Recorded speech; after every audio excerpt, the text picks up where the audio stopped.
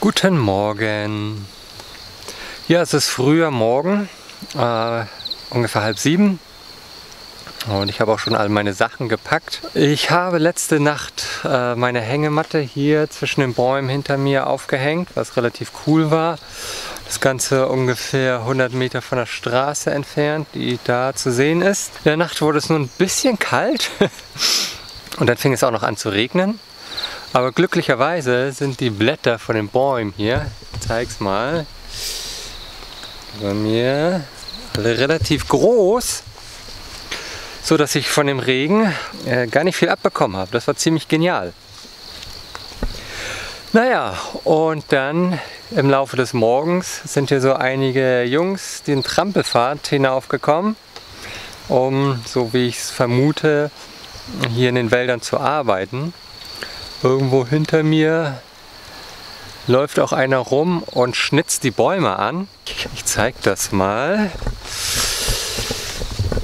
Um Kautschuk zu gewinnen. Hier sieht man, hat er angeritzt. Und da läuft das Ganze dann runter. Und dann über so einen kleinen, ja, wie so ein Ablauf, tropft das Kautschuk jetzt hier in diese Schüssel. Das ist auf jeden Fall auch mal interessant zu sehen. Das habe ich so im Real Life noch nie gesehen und sonst nur im Fernsehen. Jedenfalls habe ich gerade auch schon gefrühstückt und dementsprechend geht es weiter nach Udomzai. Das sind jetzt nochmal etwa 65 Kilometer und es liegt auch ein kleinerer Berg dazwischen. Also das wird nochmal sicherlich ein bisschen anstrengend, aber lässt sich nicht vermeiden. Ich muss nämlich jetzt die Tage mein Visum mal wieder verlängern. Ich weiß gar nicht, wie vielte Verlängerung ist das? Ist denn mein 9. Monat? Ja, völlig bekloppt. So ist das. Auf nach Udomzai.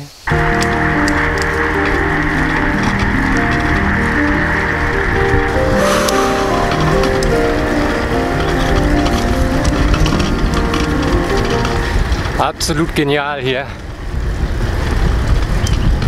Die Straße fast für mich alleine. Kommt mir hin und wieder nur mal jemand auf dem Moped entgegen. Bisher nur 2, 3 Autos. Es ist,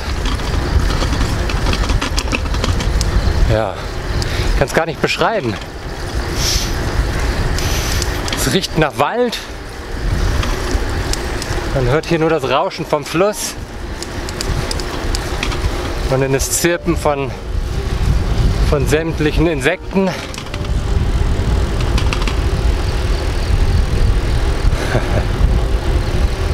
Ist schon geil.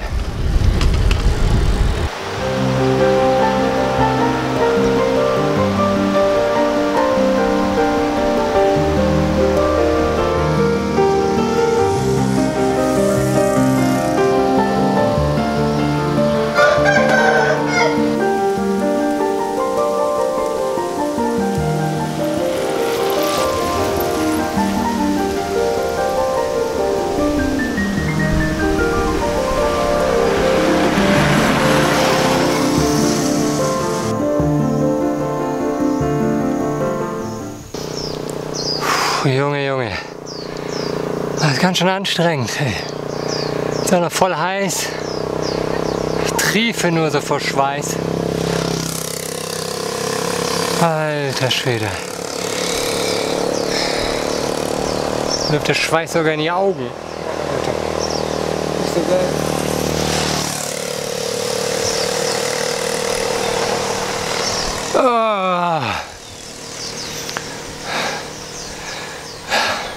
Ich muss jetzt noch die letzten Meter hier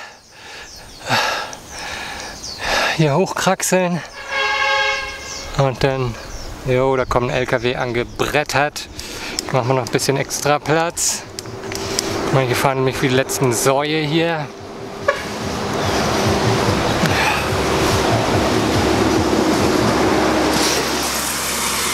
Okay, kein LKW, das ist ein Bus.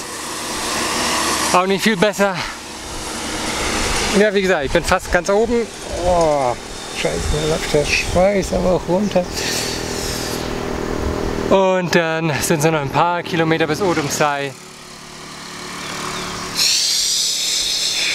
Ich kann eine kalte Dusche vertragen. Oh, Alter. Mann, ey.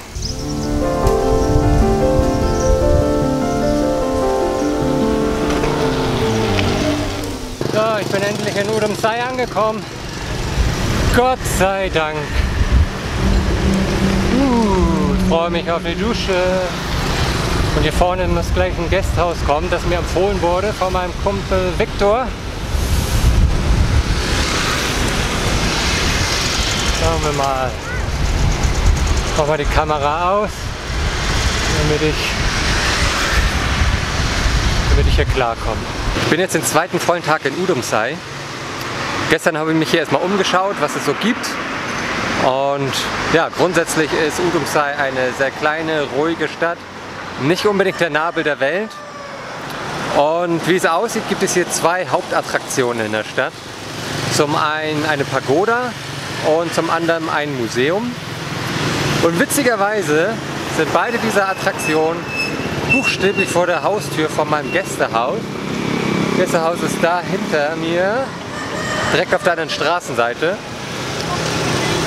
Ich gehe jetzt erstmal zur Pagoda. Dafür muss ich da die Treppe hoch.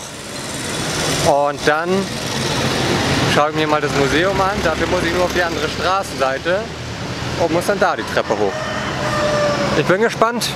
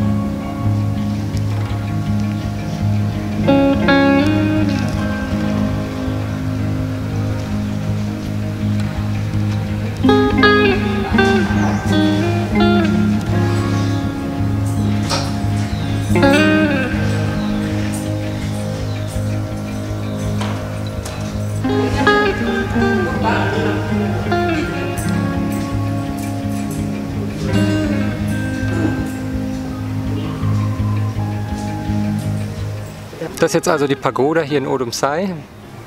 Ja, es ist sehr ruhig hier oben, so wie fast überall in der Stadt. Es finden lediglich ein paar Renovierungsarbeiten statt, hier drumherum um den Tempel. Ja, was mir eigentlich immer sehr gut gefällt bei den Tempelanlagen hier in Laos, sind die Farben. Also das sind immer richtig kräftige, satte Farben. Vor allem das Gold mit dem Rot, das kommt natürlich immer richtig gut, wenn dann die Sonne noch darauf scheint. Und auch in den Tempeln selbst drinne, wo immer die ganzen Bilder zu sehen sind, die dann die Geschichte des Buddhismus und das Fegefeuer letztendlich zeigen und beschreiben. Das ist schon echt richtig schön. Jedenfalls gehe ich jetzt dann mal weiter zum Museum, also einfach auf die andere Straßenseite. Ich habe jetzt mal die Straßenseite gewechselt, leg mich hier fast auf die Fresse und ja, ich gehe jetzt hier die Stufen hoch zum Museum. Ich habe ehrlich gesagt keine Ahnung, was das für ein Museum ist. Denn ich mache ja vorab, wenn ich irgendwo hinfahre, eigentlich nie wirklich Recherche. Ich lasse mich vor Ort immer überraschen, was es da so gibt.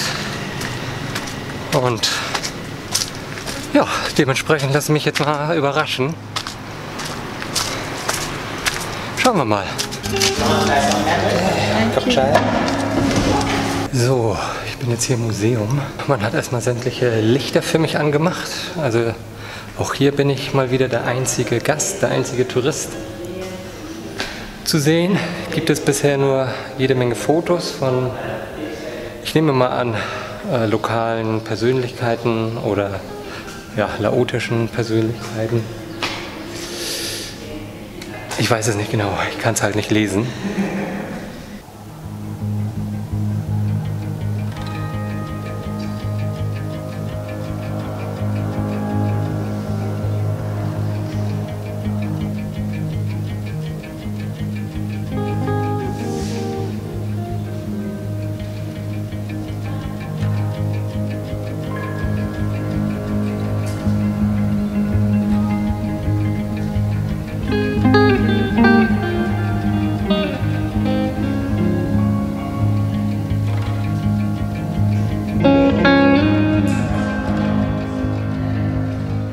das war dann jetzt auch das Museum.